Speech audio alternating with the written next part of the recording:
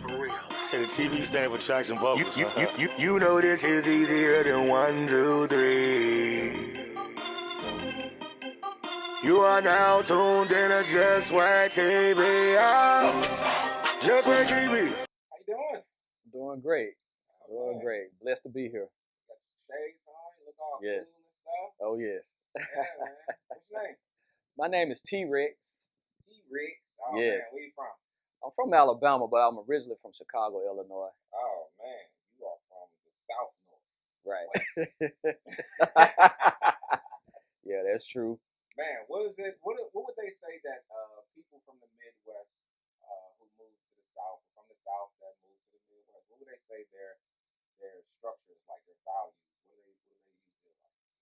Well, being in the Midwest, you are connected to your family and you more geared to what's going on in your family life than pretty much what's going on outside or you trying to get caught up in the gossip. As far as being in the South, I live in a small town, so it's more like a close-knit community, but at the same time, everybody want to know what you're doing. Even if they don't get it right, they're going to gossip about you anyway. So you got to take the good with the bad, all the compliments. You know, you just had to take it face value because you're going to always hear your name brought up when you're in a small town. Being in Chicago, you have over 4 million people there. If people just don't care about what you have going on, they worry about what they're trying to do and where they're trying to go and get to. So as far as the hospitality, it's nothing like that Southern hospitality here versus being in the Midwest. It's pretty fast paced up there, so you got to know what you're doing and where you're going. You can't just be slow dragging around versus being here, which is normal. You can kind of just take your time and pace yourself. So those are some of the subtle differences from being in the Midwest and the South. But I will tell you this, when I was a kid, when I first moved down to Alabama when I was 3 years old, a lot of people couldn't understand what I was saying because I talk very fast. And, you know, we have that proper accent in the Midwest and we pronunciate everything, try to pronunciate everything to the T. People just couldn't understand me. So I got picked on, laughed at. My cousins, they always try to get me to say certain words because they thought it was cute because of the way I said it versus the way they said it. So just coming up through my childhood, I had to go through speech class to kind of slow down my speech and everything. So those were just some of the major differences that I personally experienced coming from Chicago down to Alabama. What was it like growing up in your household? Grew up with your mom and dad? Yes, I was very blessed to have both of my parents. I had both of my parents up until this year. On February the 6th, my mom passed away, and that's also Bob Marley's birthday too. And I was in the middle of celebrating Bob Marley's birthday, spending time with my wife who was watching a movie. Actually, we were trying to watch Bad Boys 3, and then I got the call that my mom was rushed to the hospital and she died of a heart attack that day. But prior to that, it was a blessing. I had my mom's Southern values. She was born and raised in Alabama. My dad was born and raised in Chicago. So just having those two worlds, the Midwest and the Southern lifestyle, just fused in one household, I learned a lot. I learned a lot about the streets without having to be in the streets because my dad grew up in rough neighborhoods, South Side Chicago, and eventually venture out to the West Side, which, you know, there's some rough parts there too in Chicago.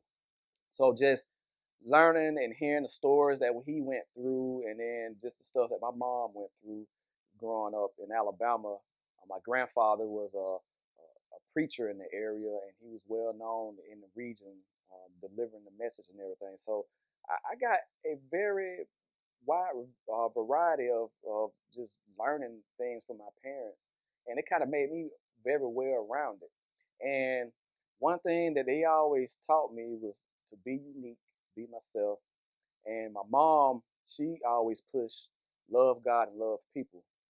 And so just incorporating all that, and then my dad, genius smarts and street smart, it kind of molded me. So I was able to be aware of what's going on all sides of the spectrum. And so my household, it was a very good blessing to have both of my parents for 41 years of my life. You ever got a whooping? Oh, did I? Man, my last whooping was when I was 16. I thought I was grown then, and I was like, at that time, you feeling yourself. I was in 11th grade at the time playing varsity basketball, and I felt great. I felt great, so I was like, yeah, I was kind of rebellious at the time, being a teenager, and I tried to buck up at my dad. That didn't work out too well. He he whooped my tail. I got whoopings all the time, but not because they were just doing it for whatever reason. I deserved them. I was being a delinquent. I could tell you one time, I went to a Winn Dixie with my mom. I asked my mom, I said, Mom, can you buy me a pack of gum? She said, no. I was like, okay. So she had walked off, and I saw that Bubblicious watermelon bubble gum in that green wrapper, and I just had to grab it. I had to grab it. I didn't have any money. My mom said no already, so I put it in my pocket and everything. And so, yeah, I was feeling myself then. We left the store, and then went to my grandmother's house. And so then my mom looked at me, and she noticed that I was chewing some gum. And she was like, Terrence, where did you get that gum from? I said, I got it out the store. And so she was like, okay, wait till you get home. Your dad's gonna get you. So when I got home, I got the beating of my life. I did not steal from another store from that day. And I was probably about 9 or 10 years old then. But yes, I got a lot of discipline, and I needed that. And I feel like children, we all need that from the beginning to the Bible days. Discipline is part of who we are because you can't just go out here and do stuff and don't have any consequences. So being in the house, and I know that was my consequence, that straightened me out quick. And see, I can understand someone that's living in a house and don't have consequences or don't get whippings, and so they feel like they can go out in the world and do the same thing, and then before you know it, they got a rap sheet and could be dead before their time or cause harm to other people. So yeah, I got plenty of whippings, plenty. I still remember a lot of them, and I can tell you the common theme of all my whippings. My dad had a leather belt with a metal handle on it. It didn't matter what kind of belt it was always genuine leather. And when it hit your skin and he pulls away from it, it felt like it took some skin off of you. Now, as far as my mom, she was hardcore with me too, but she was kind of gentle. She would pull out a wet rag. Cause here's a tip: if you want to whoop a child and not get any bruises, get a wet rag and whoop the child, and you will not have any kind of bruises or anything. So she used that method to get in my tail, and it worked out very well. With all of the discipline, why did you decide to go into the military at all? No, I didn't go to the military, but my dad did serve in the military. He served during Vietnam. He was a medic, and I I almost got into the military. I wanted to go into the Navy, and I was kind of looking at the Army too. But I never did go through that because I saw what my dad was battling at home.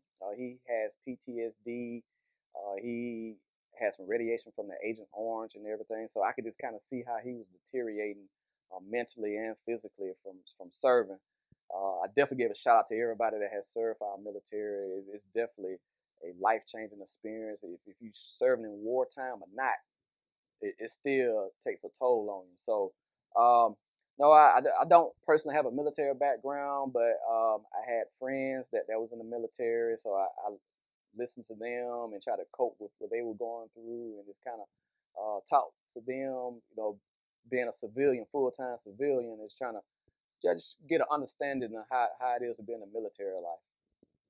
What does it mean to you to serve the community? That means everything.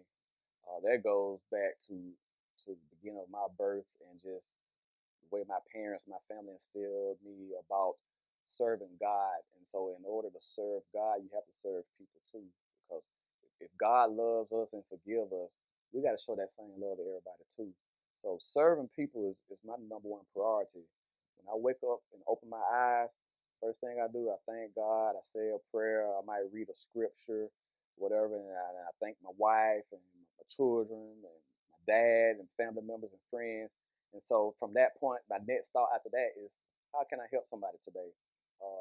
Either going to a fast food restaurant, get some coffee and pay for the next 2, 3 people meals, or or donates money to people via Cash App or PayPal. And so I just try to find just creative ways of trying to serve people. And I don't post anything about me doing anything like that because, it's, your left hand and your right hand don't always have to know what each other is doing. So I don't really publicize all the stuff that I do, but God knows that I have a caring heart and I love help serve people. And that's one of the reasons why I'm in the entertainment industry as well. It's so much going on, and you got to have that light. In any industry you in, someone has to be a light and be like, hey, you got to be righteous. That's the key. We have good and bad, and that's what our media focus on, the good and bad. But you got to be righteous, and sometimes being righteous will cross over to the doing something bad, per se, according to the society or good. So I try to be righteous, and I use my righteousness to help serve people. The real T-Rex. Where'd you get the name from? The real T-Rex. Well, I got it from former stepdaughter of mine. She gave it to me because my name is Terrence, and so she always liked creating nicknames for people. And she said, "Well, T-Rex kind of sound like Terrence." So I had taken that name probably about 6 years ago now. Before that, I was known by the Ruler T, which I took that from Slick Rick. I love listening to Slick Rick. Slick Rick the Ruler, he always said that. So I was like, my name is Terrence, so I just call myself T, and I just put the ruler in front of it. So I used that name for a while when I first got into podcasting, the Ruler T, and then 2014, I changed my name over to T-Rex, Tyrannosaurus Rex, and then my arms and everything, I kind of look like one, I guess.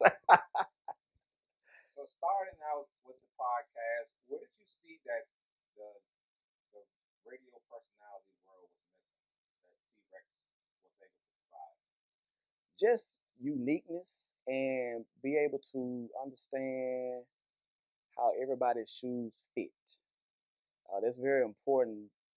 We live in such a judgmental world where we are quick to point the finger at someone like, I wouldn't have done that or whatever. But the thing is, the certain situation, a certain formula or whatever, variable or whatever, we all would have done the same thing. See, the difference between me and the next person is just one moment.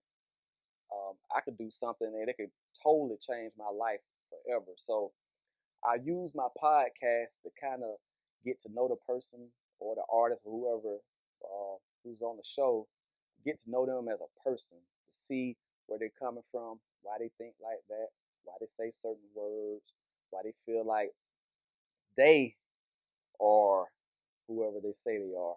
And so I use my podcast for that, to get to know that person personally.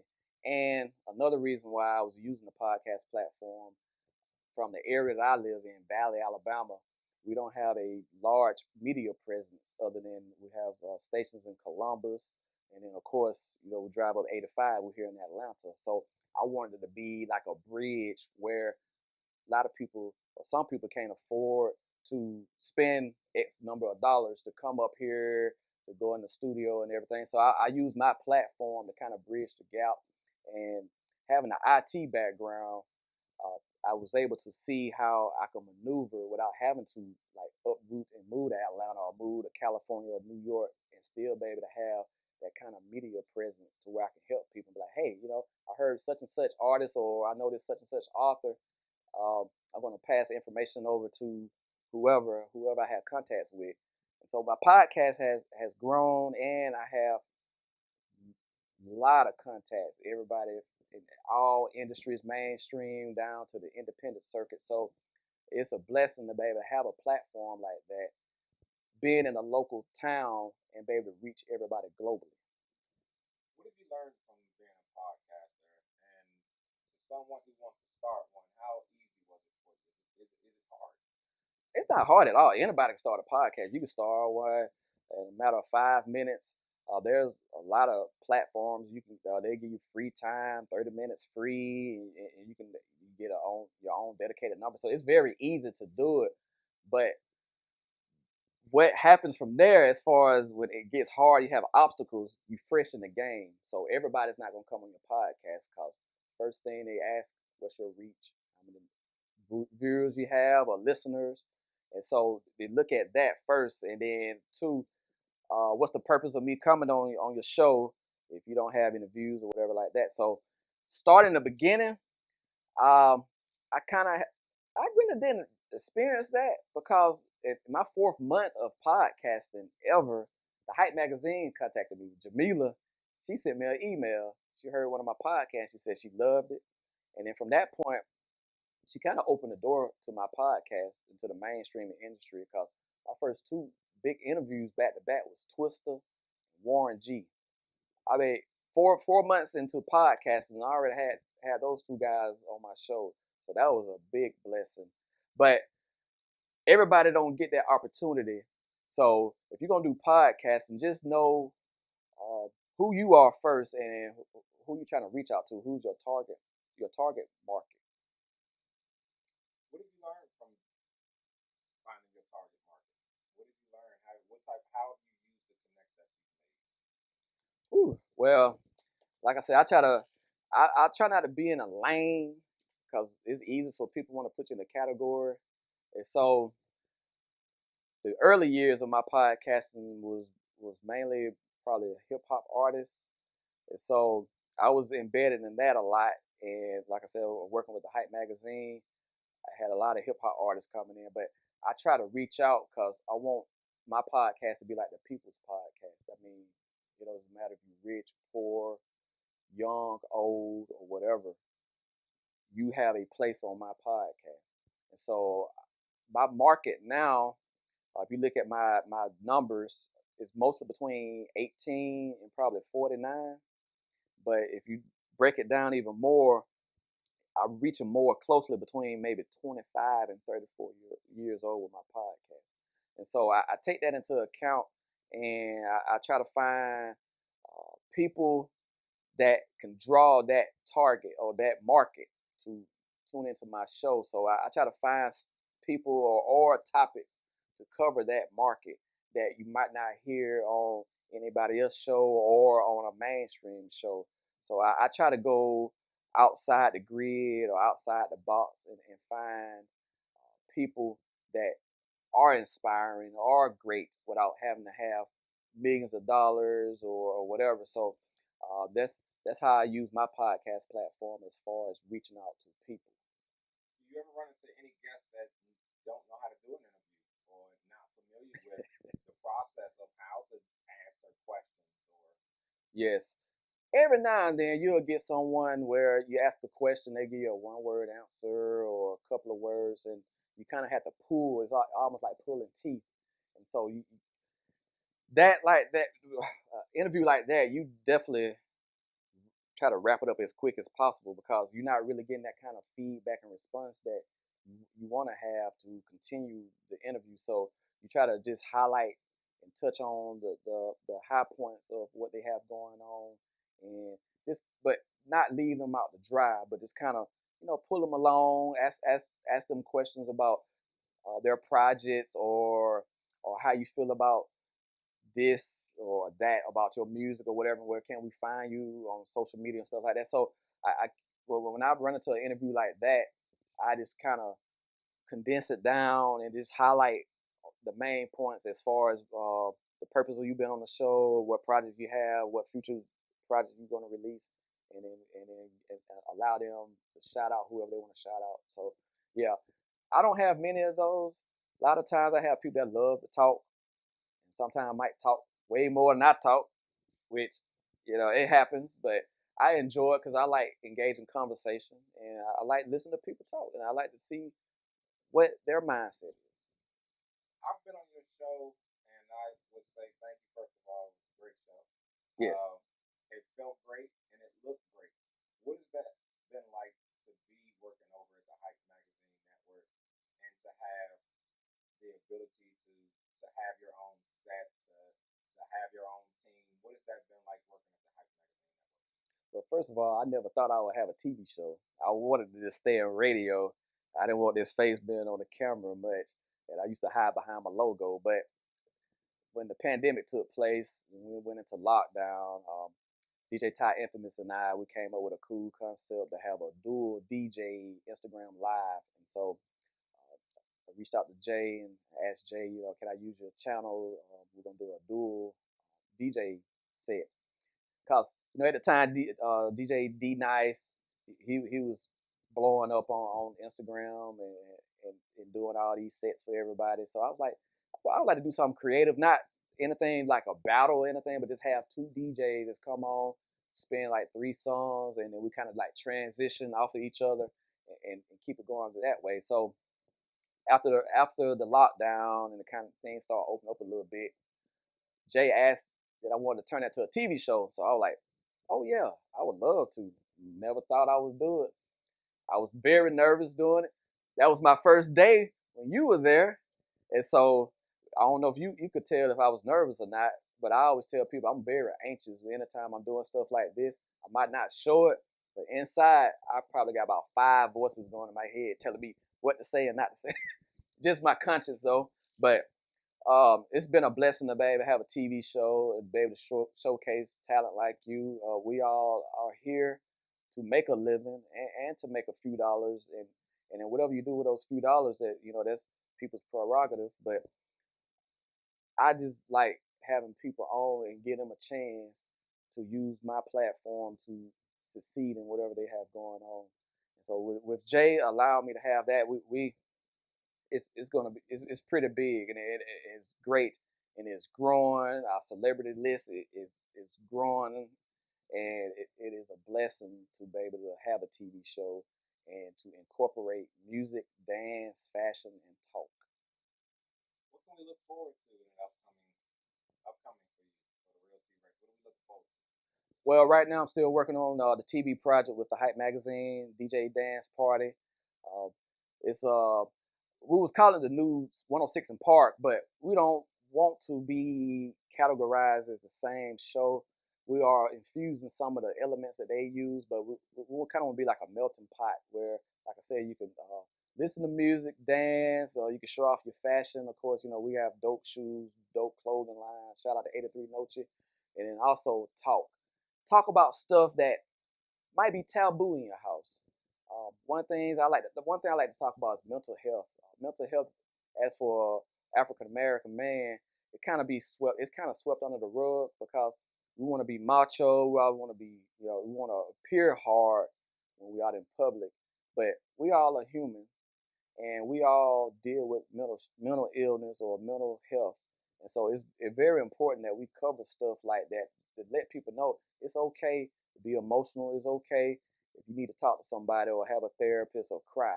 There's nothing wrong with that, and you can still be hard. You can still be you. You can still be a terror or whatever you want to be, but it is okay to shut down sometimes, let your emotions out, and talk to somebody, because holding that stuff in only builds pressure. And I know pressure can make diamonds, but it can also bust pipes too. So you got to be careful about holding stuff in like that. What would you like people to know about the Real T Rex that someone probably wouldn't know? Well, I people probably laugh when I say this. I'm an introvert too. I'm an extrovert. I'm a super extrovert, and I'm an introvert. Meaning, I like being alone. I feel like I'm a loner sometimes, and even though I love to talk and everything, but I just like to have that alone time where I can just meditate and talk to God. I'm not perfect, man. I could tell you, I know I have hurt a lot of people growing up with the way I thinking, and then how we have all this free will and stuff, and just doing stuff that should not have occurred. But you know, I take those introvert times to kind of just reflect on who I am and who I serve, and I try to just get answers from God on what can I do to better myself and then help people around me. And so people do know that I am a spiritual person. Come from a very spiritual family, and again, people probably think he's not an introvert. He's always out and about. My early years, I used to love going to the clubs and the bars, listening to live music and stuff, and people would normally just call me up because they knew they were gonna have a good time. We are gonna go out and party. Well, TRex, he's gonna be there. He's gonna be the light there. But at the same time, I'm an introvert, and I like to be to myself a lot. And this pandemic really shows that when we had to do the shelter in place and everything. Other than my wife, I was just in the house, just doing my own thing as far as two-factor media work. That's my media brand with the main event, and so that's pretty much what people don't know about me, that I am an introvert. Awesome. Real T-Rex, I appreciate you so much for coming past the block today. It's definitely been awesome. Last question. What would you tell your younger self? Whew. My younger self, listen. Listen to people that were my age at one time, and just kind of see, just pick their brains and see what kind of advice they would give. So I would tell my younger self, just be patient, seek knowledge, and just be still. And see, I didn't do any of those things. Younger, I always wanted to be on the go. Like I said, I played basketball in high school and had some opportunities to come up in college. But I was always on the go, wanted to go out and party all the time. And I did my schoolwork and stuff and got my college degree. But I didn't take that time to kind of just be still and just better reflect and meditate. So now when I look back, I was like, man, if I would have just done all this stuff that I'm doing now, then there's no telling what would have happened. But I have no regrets. Everything that happened got me here right now. If I could have changed one little thing, I wouldn't be here on the block. So everything that happened from day one of my birth up until now got me into this seat here. So I'm very grateful for everything I have done. But that's what I would tell my younger self. So, how can people get in contact with you or book you or get onto the show? Well, you want to get on the Hype Magazine DJ Dance Party, you can go to www.thehypemagazine.com. We have links where you can submit your music for articles, interviews, to be on the show there. Uh, as far as you want to be on any of my podcasts, they're on iHeartRadio. You can go to twofactormedia.com. You'll spell out the number 2, factormedia.com. You go there. You listen to some of our previous podcasts. We have bios of the hosts there, and we have all our contact information there as well. Of course, social media. On Instagram is TheRealTeeRecx. On Twitter is TRex. Facebook is also TRex. Snapchat TRex. So, like I said, you can go to our main website. You can follow all of my hosts and DJs as well. It's linked to their pages, so it's just a one-stop shop.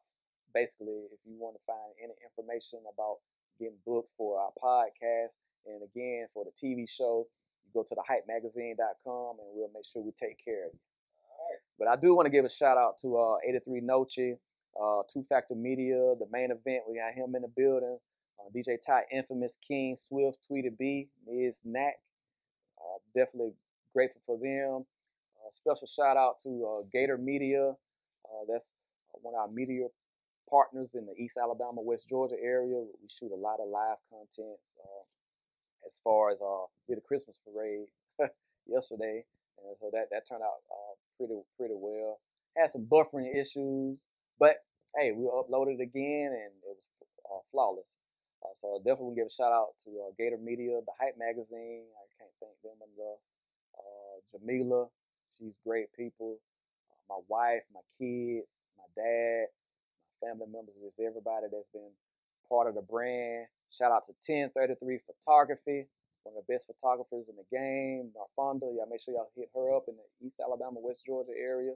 DJ Swag, you man, I met you a few months ago, and we've been keeping in contact consistently, liking each other's stuff and sharing stuff. So I really appreciate what you're doing and the brand that you have. Like I said, man, this is a movement. It's going to continue on when we're gone, but I hope that our legacies will live on and that people can follow in our footsteps, but be unique in their journey. Real T-Rex, Just Rex TV the Block. I appreciate you for coming through today, man. Yes, sir. God bless. Love God, love people. Sweet as wax, wax, wax, wax, wax. Yeah. Just work TV.